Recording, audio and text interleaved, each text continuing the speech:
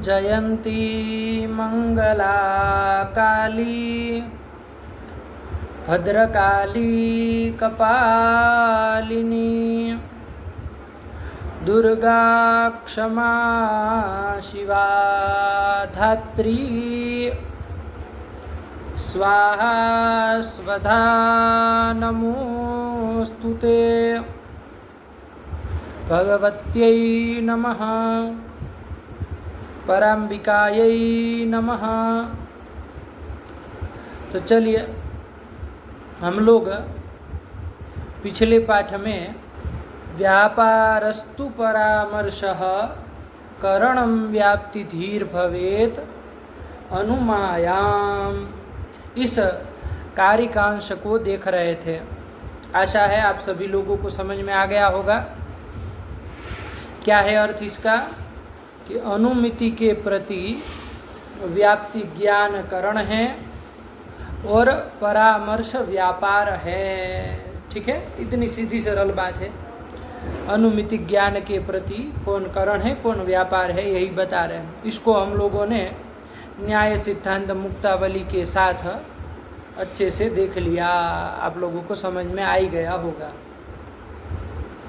अच्छा, यहाँ पर लक्षण से भी देख लीजिए, लक्षण घटा करके भी देख लीजिए। आपने कहा अनुमिति के प्रति व्याप्ति ज्ञान करण है, तो करण का लक्षण क्या है? व्यापारवद असाधारणम कारणम करणम, जो व्यापार वाला हो और असाधारण कारण हो उसी को करण कहते हैं। तो यहाँ पर अनुमिति ज्ञान के प्रति अनुमिति के प्रति व्याप्ति ज्ञान करण हो रहा है, तो करण का लक्षण उसमें जाना चाहिए।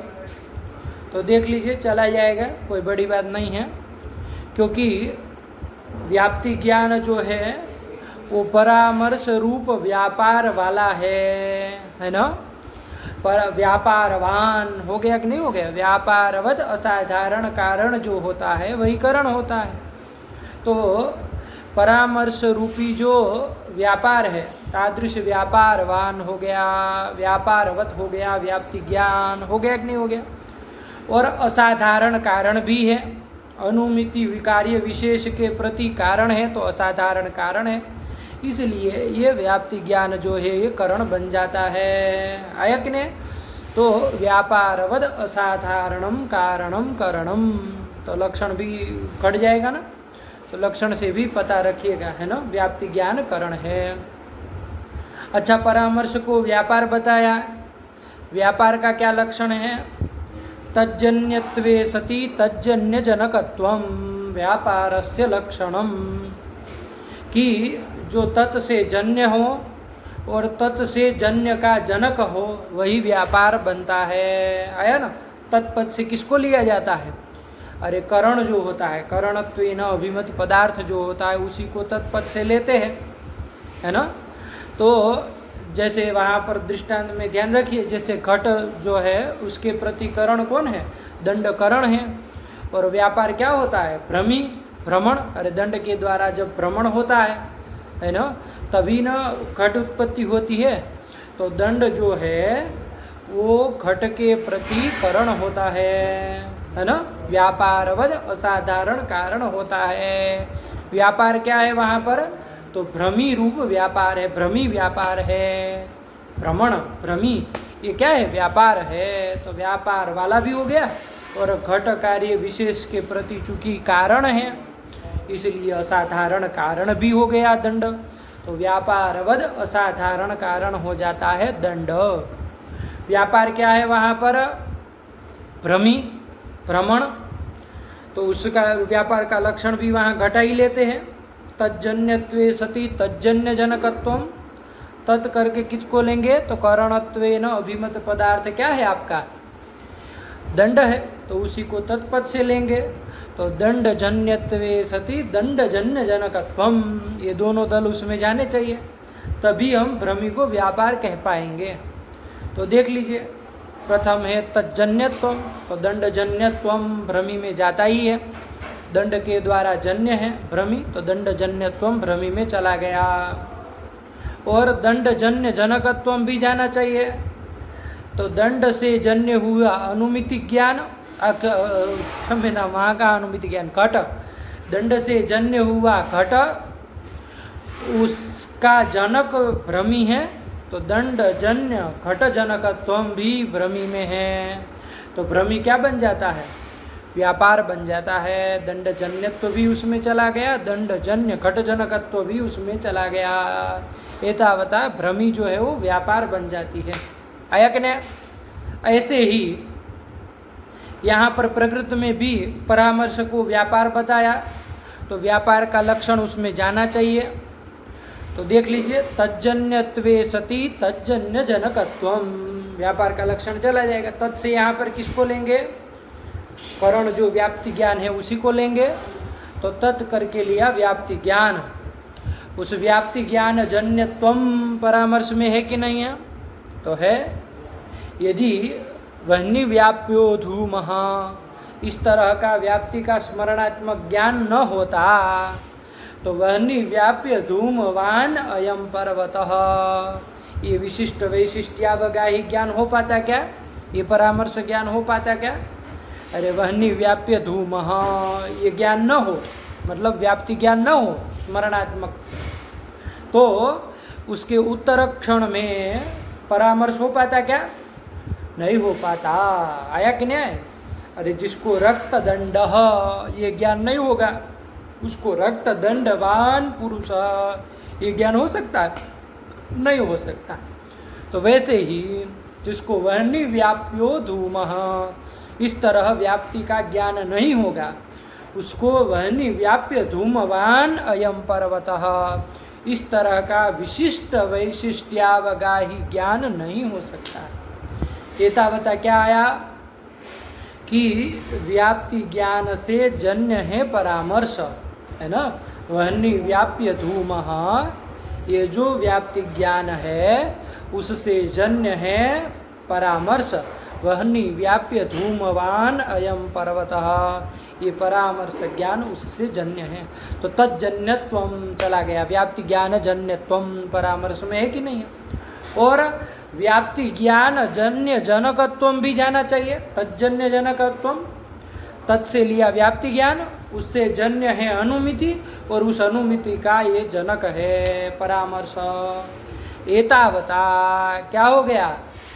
ये परामर्श जो है वो व्यापार बन जाएगा। आया ना? उसमें व्याप्ति ज्ञान जन्यत्व भी है और व्याप्ति ज्ञान जन्यानुमिति जनकत्व भी है। ठीक हुआ?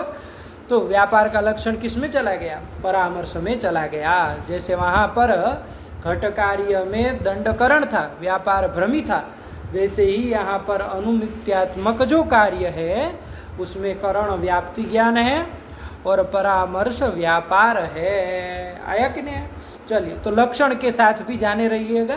प्रक्रिया तो हम लोगों ने अनुमिति ज्ञान के बहुत विस्तार से पिछले पाठों में देख ही ली है, तो आप लोगों को कोई उसमें समस्या नहीं होगी। ठीक है?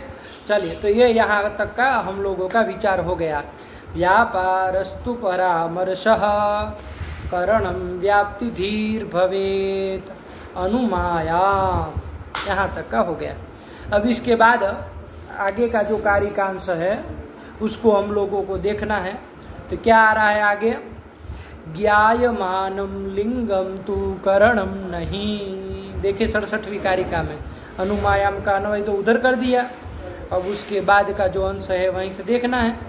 ज्ञायमानम लिंगम तु करणम नहीं अनागतादिलिंगेन न स्यादनुमितिस्तदा। इस अंश को हम लोगों को समझना है। ठीक है? तो चलिए उसको देखा जाए।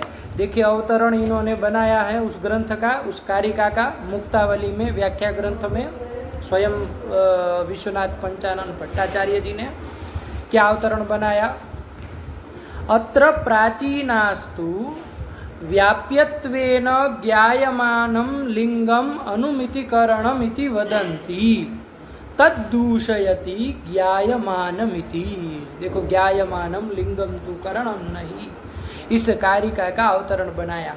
तो पहले अवतरण को समझा जाए, है ना? क्या कह रहे हैं? तो अत्र प्राचीनास्तु व्याप्यत्वेन ज्ञायमानं लिंगम अनुमितिकरणम इति वदन्ति।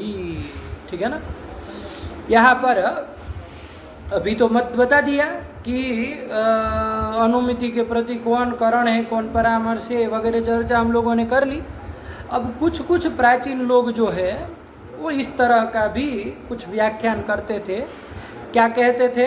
अत्र प्राचीनास्तु, है ना। इस अनुमिति के करण का जब विचार कर रहे हैं तो उसमें प्राचीन कोई आचार्य है वो कहते हैं, क्या कहते हैं कि व्याप्यत्वेन ज्ञायमानं लिंगम अनुमितिकरणम। अनुमिति का करण कौन है? तो बताया व्याप्यत्वेन ज्ञायमानं लिंगम। व्याप्यत्वेन जो ज्ञायमान लिंग है, हेतु है, वही अनुमिति का करण है। अनुमिति का करण कौन है? तो वो प्राचीन लोग कहते हैं लिंग, हेतु जो है वो अनुमिति का करण है। आया कि नहीं? समझिएगा बात को ध्यान से।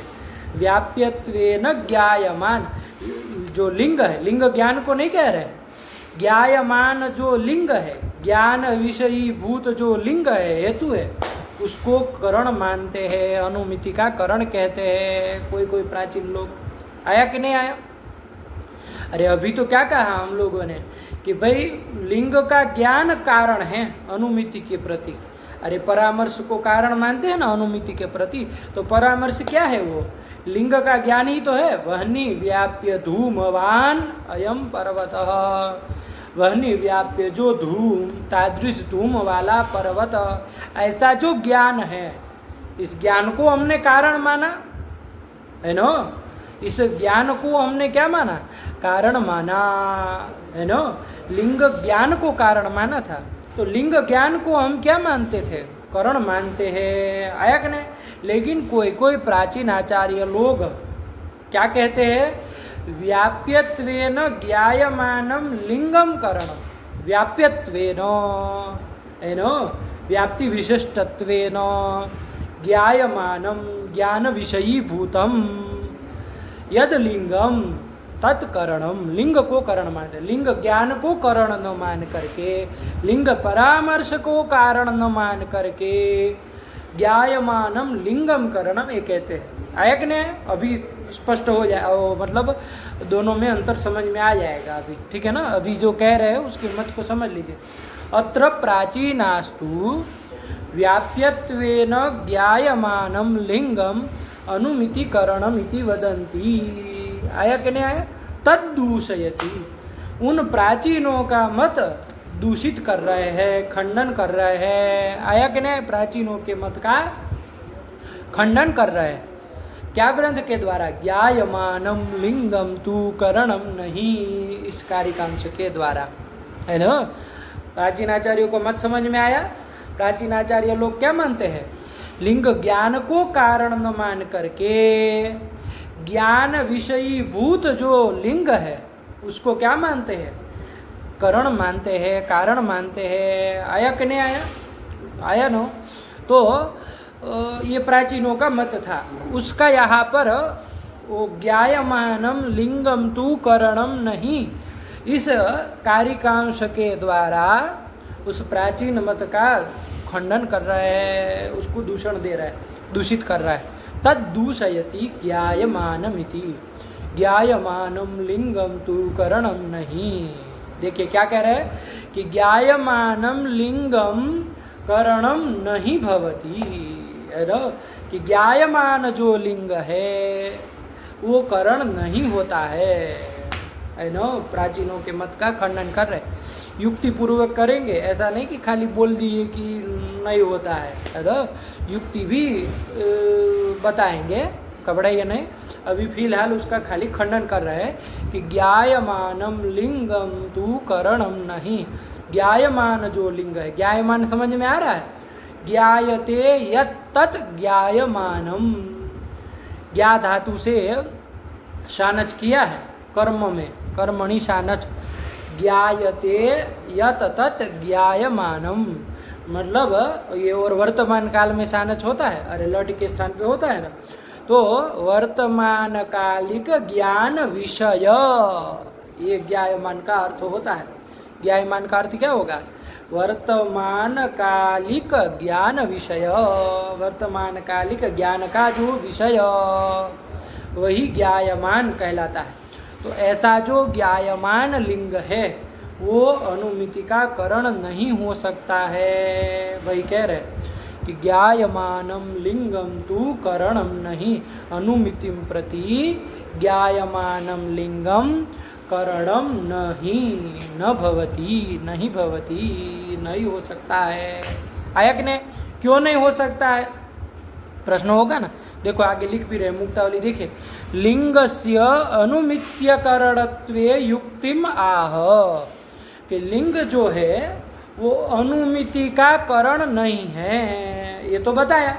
अब उसमें युक्तिम आह, अब उसमें युक्ति दे रहा है, तर्क दे रहा है, युक्ति दे रहा है। क्या? अनागतादिति, अनागतादि लिंगेन न स्यादनुमितिस्तदा, ये युक्ति दी उसमें। अरे प्राचीनों ने कहा कि ज्ञायमान लिंग जो है उसी को करण मान लीजिए अनुमिति के प्रति, है ना, उसी को करण मान लीजिए। तो उसके लिए पहले तो कहा कि ज्ञायमानम लिंगम तु करणम नहीं, अनुमिति के प्रति वो ज्ञायमान लिंग जो हेतु है उसको करण नहीं मान सकते हैं। पहले तो निषेध ही कर दिया, खंडन ही कर दिया। अब क्यों नहीं मान सकते हैं तो उसमें युक्ति भी दे रहा है। लिंगस्य अनुमित्य करणत्वे, लिंग जो है वो अनुमिति का अकरण है, मतलब करण नहीं है। इसमें युक्तिम आह, युक्ति को बता रहे हैं अनागतादि ग्रंथ के द्वारा। क्या युक्ति है?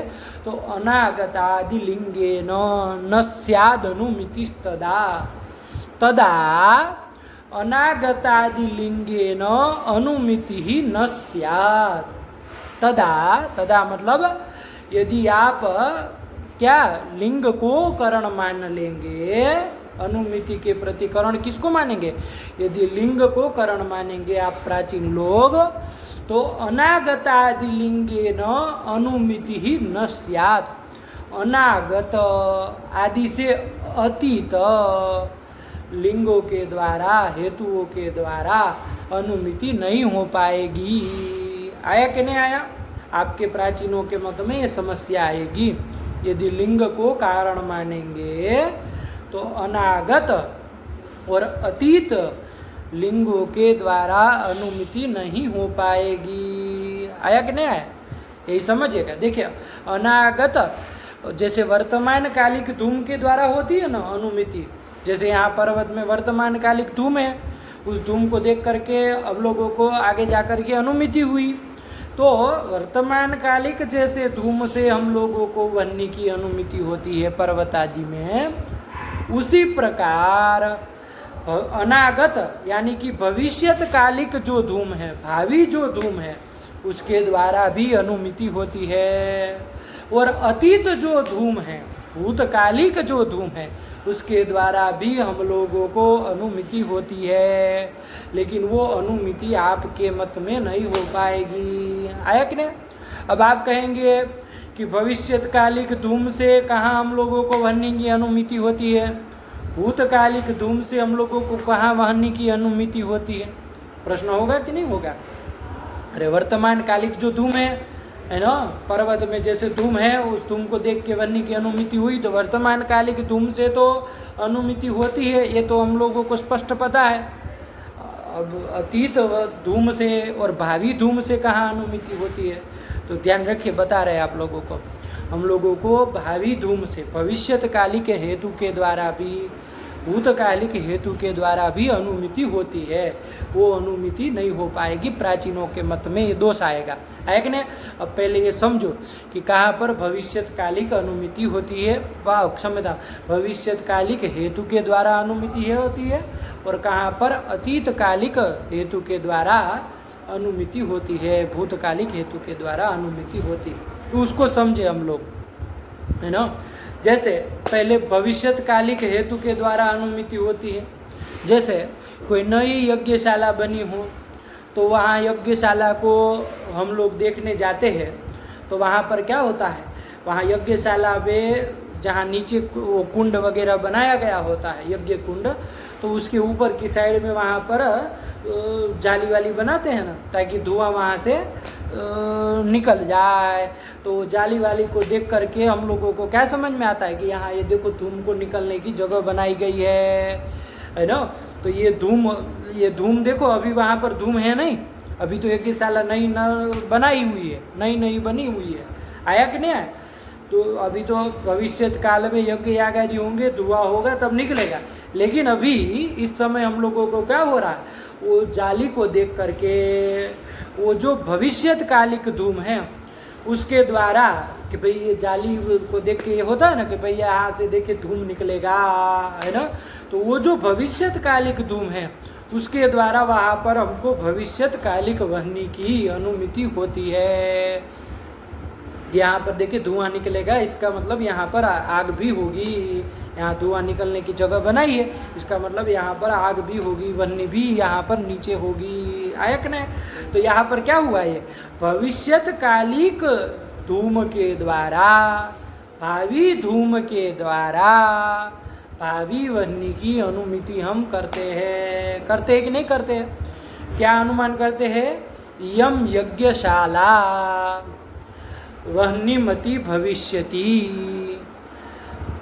भावी भविष्यत धूमात, आया कि नहीं। एक व्यवस्थित रख लीजिए अनुमान, यम सरल रख लीजिए, यम यज्ञशाला भावी वह्निमति भावी धूमात, है ना। कि ये यज्ञशाला भावी बनने वाली हुई है, भविष्यत काल में यहाँ बननी होगी, क्यों, भावी धूमात। तो भविष्यत कालिक धूम के द्वारा वहाँ पर हम लोग क्या करते हैं, भविष्यत कालिक वहनी की अनुमति उस यज्ञशाला में करते हैं कि नहीं करते हैं। तो यम अनुमान का ध्यान रखिएगा, अनुमान साफ साफ रखिएगा, है ना, इधर उधर मत करिएगा। यम यज्ञशाला भावी वन्यमति भावी धूमात, तो भावी धूम के द्वारा भावी वन्य की हमने अनुमति वहाँ यज्ञशाला में की कि नहीं की। एक बात ये तो किया भावी धूम के द्वारा। अब ऐसे ही जो भूतकालिक धूम है, अतीत धूम है, उसके द्वारा भी करते हैं। उसका भी एक स्थल देख लीजिए, समझ लीजिए कहाँ पर करते हैं। जैसे आप कोई पुराने मकान को देखने के लिए गए, है ना, मान लीजिए आपको खरीदना है, कुछ करना है, पुराने मकान को आप देखने के लिए गए, आया कि नहीं, तो वहाँ पर देखे, किचन विचन भी देखे, वहाँ रसोई घर भी देखा। तो ऊपर आपने देखा कि वो काला काला सा हो गया होता है किचन में, है ना, जहाँ पर नीचे चूल्हा वगैरह रखा होता है। तो वहाँ ऊपर की साइड में आप देखते हैं, छत की साइड में या तो दीवार में वहाँ कालिक जम जाता है ना, काला काला सा हो गया होता है ना। तो वो कालिक को देख करके हमको क्या हो जाता है, वहाँ पर यहाँ भाई धुआं यहाँ हुआ होगा, आया कि नहीं। तो वो धूम देखो अभी वर्तमान काल में है नहीं, वो धूम जो है वो भूतकालिक धूम है, भूतकाल में था, अभी वर्तमान काल में वहाँ पर धुआं नहीं है। तो वहाँ पर वो कालिक को देख के भूतकालिक धूम का ज्ञान हुआ कि नहीं हुआ। तो उस भूतकालिक धूम के द्वारा, है ना, हम लोगों को क्या होता है कि अच्छा यहाँ पर आग जलाते होंगे, ये लोग यहाँ पर रसोई बनाते होंगे, गैस इधर रखा होगा, देखो इधर काला है, धूम हुआ होगा इसलिए काला है, यहाँ पर आग होगी, है ना, यहाँ पर खाना वाना बनाते होंगे। इस तरह से हम लोग भूतकालिक जो धूम है ना, भूतकालिक जो धूम है, उस भूतकालिक धूम से हमको भूतकालिक वहनी की अनुमति होती है कि नहीं होती है। तो यह अतीत धूम के द्वारा भी हम अतीत वहनी की अनुमति करते हैं। बात समझ में आई कि नहीं आई। अतीत धूम से, यहाँ पर धूम था, वर्तमान कालिक नहीं था, अतीत धूम के द्वारा, है ना, वो कालिक को देख करके वहाँ पर धुआं लगा होगा, तो ये धूम का ज्ञान हो गया, अतीत धूम का। वो अतीत धूम से हमने क्या कर लिया, वहाँ पर भाई यहाँ पर आग जलती होगी, है ना, तभी तो वहाँ धुआं होगा, और धुएं से वहाँ काला काला सा हो गया। तो उस अतीत धूम के द्वारा अतीत वहनी की हम लोगों को अनुमति होती है ना। क्या अनुमान स्थल बोलेंगे, इदम महानसम अतीत वहनिमत अतीत धूमात, कर लेंगे ना, कि ये जो महानस है वो अतीत वहनी वाला है, अतीत धूम वाला होने के कारण आयक ने, तो अतीत धूम से अतीत वर्णी की वहाँ पर हम लोग अनुमिति करते हैं। ठीक हुआ।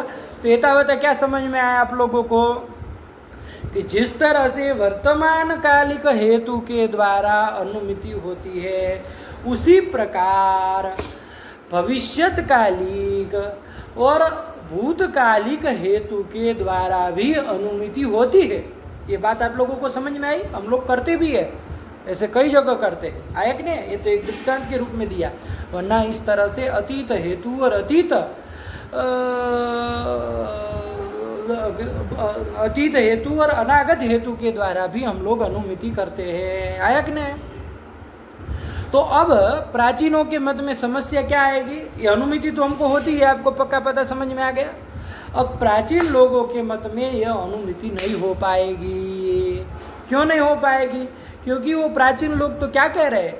वो कह रहे कि ज्ञायमान जो लिंग है वो करण है, लिंग को करण मान रहे हैं, हेतु को करण मान रहे हैं, मतलब धूम को करण मान रहे हैं वन्य अनुमिति के प्रति, है ना।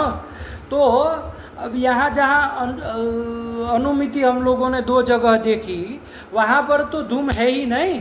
आपका करण जो धूम है, हेतु है, लिंग है, वो तो है ही नहीं। कहीं पर भविष्यत काल में होने वाला है, कहीं पर भूतकाल में हुआ था। वहाँ दोनों स्थलों में धूम हेतु तो है ही नहीं। तो जब आपका धूम रूपी है, धूम हेतु करण आपका वहाँ पर है ही नहीं, तो अनुमिति कार्य कैसे हो जाएगा? नहीं हो पाएगा। इसी बात को इन्होंने कहा कि तदा, मतलब यदि आप ज्ञायमान लिंग को अनुमिति का करण मानेंगे, अनुमिति का करण मानेंगे लिंग को, तदा अनागतादि लिंगेन अनुमिति ही न स्यात्। अनागत और अतीत लिंग के द्वारा अनुमिति नहीं हो पाएगी, जो कि होती है। हम लोगों का अनुभव है कि अनागत और अतीत इन दोनों हेतुओं के द्वारा वहाँ पर अनुमिति होती है। लेकिन आपके अनुसार तो चूंकि लिंग करण है और लिंग तो वहाँ पर है ही नहीं उस काल में जब अनुमिति हम लोग कर रहे हैं, तो कारण करण न होने के कारण कार्य भी नहीं हो पाएगा। अनुमिति ही न स्यात्, वही कह दिया, अनागतादि लिंगे न स्याद् अनुमितिस्तदा। बैठ गई ना पंक्ति, कार्य का ही समझ में।